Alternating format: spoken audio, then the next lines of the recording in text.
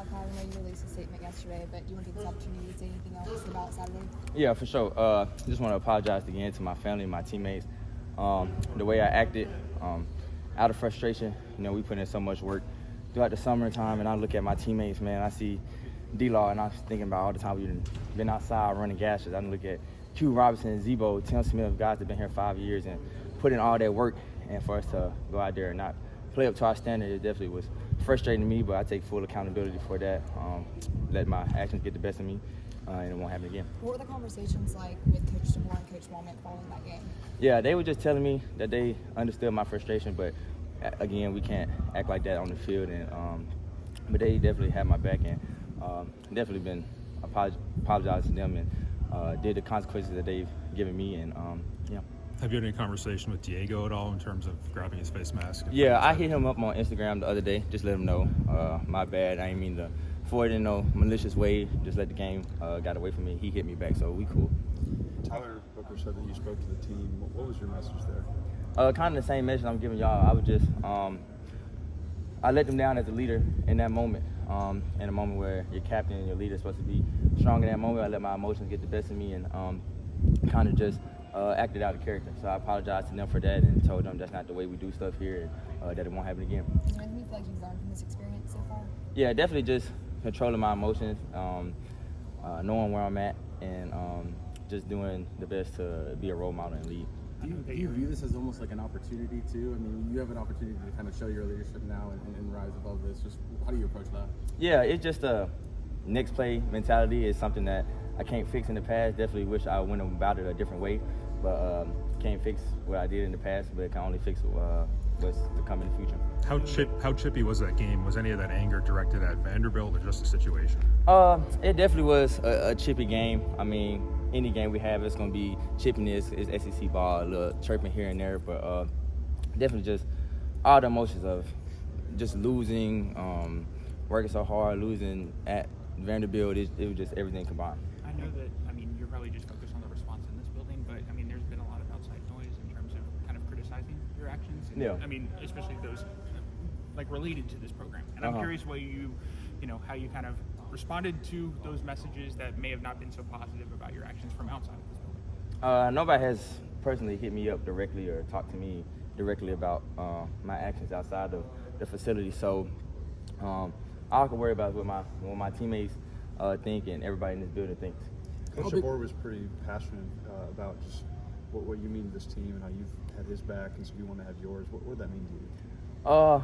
It meant a lot, man, because obviously I didn't mean for the situation to blow up how it did, and to have my head coach just come to me and tell me that he had my back without us even having a conversation about it first or anything like that, because some coaches can not stick up for their players, but it says a lot about Coach DeBoer, and it really meant the world to me. Well, he said he called you kind of a rock in this program ever since they got here. Why did you want to be that kind of stable force in kind of a new era of this Alabama team?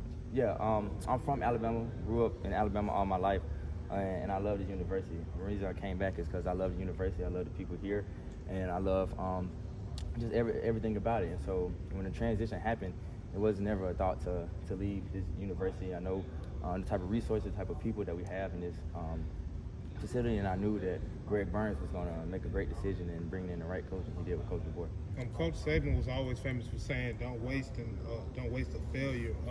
Not saying that Saturday was a failure, but you guys obviously didn't get the results you wanted. But what do you guys take from Saturday, just going forward, facing a team like South Carolina? They want to come in and do the same thing Vandy did, but this time they're doing it on y'all home field, and then just overall with the rest of SEC play going on, what do you guys just take from Saturday that you can use going forward for the rest of these games and just doing what, just getting Alabama back to where we need to be, getting that standard back? Yeah, I would say Saturday was definitely a failure. We didn't win. That's the ultimate goal at the end of the day. But I just feel like everything happened for a reason, and the losses usually bring a team closer together.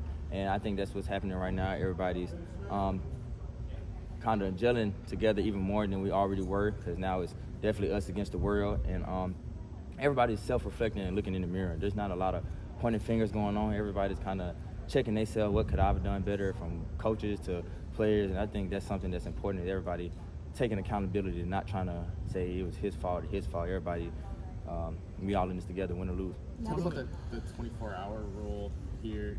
Obviously, that 24 hours after the game had to be kind of a whirlwind for you. Yeah. How did you approach that 24-hour game for a game like this, especially in the situation you were in? Just what was that like, the last 24 hours between the loss and the next day? Yeah, it was definitely, anytime after a loss, the 24 hours definitely be long and rough. Like this week is probably going to be the longest week just because we're so ready to go back out there and get on the field and compete. But I say I really just watch the film over and over again and then kind of decompress from it and get away from all the negative energy.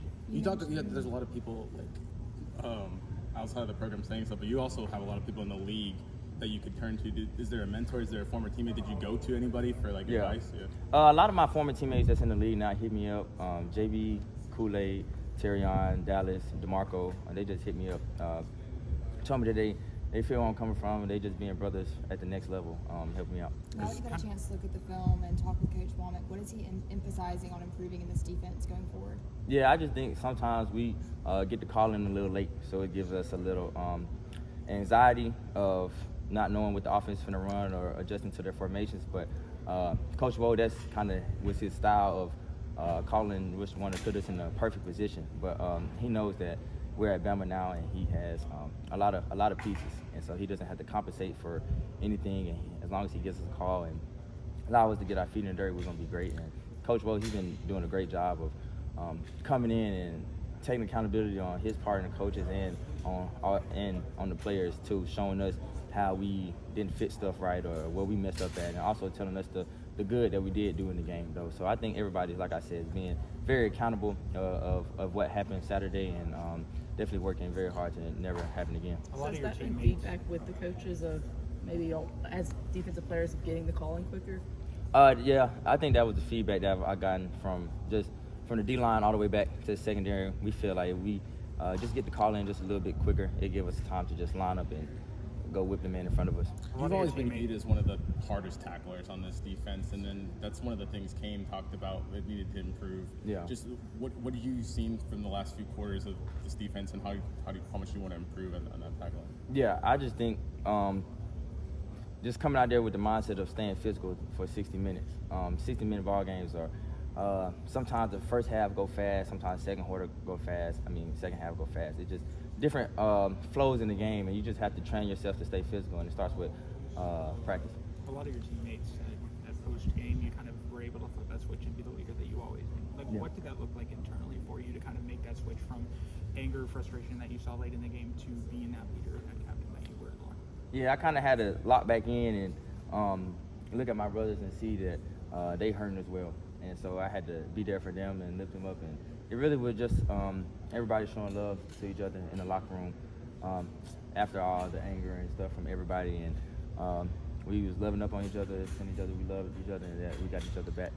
You probably don't realize it at the time when you're going through something like that. When did it kind of hit you like, oh man, like I kind of messed up, or was there a moment where you kind of maybe saw it, or? I would say when Coach DeBoer started talking to the team, that's kind of when I just calmed back down and kind of locked back in.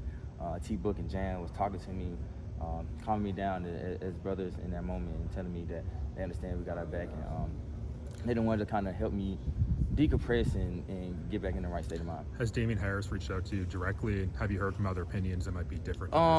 Nah, he hasn't. But hey, it is what it is. Everybody entitled to their own opinion. Yeah. Thank you. Thank you. Appreciate it.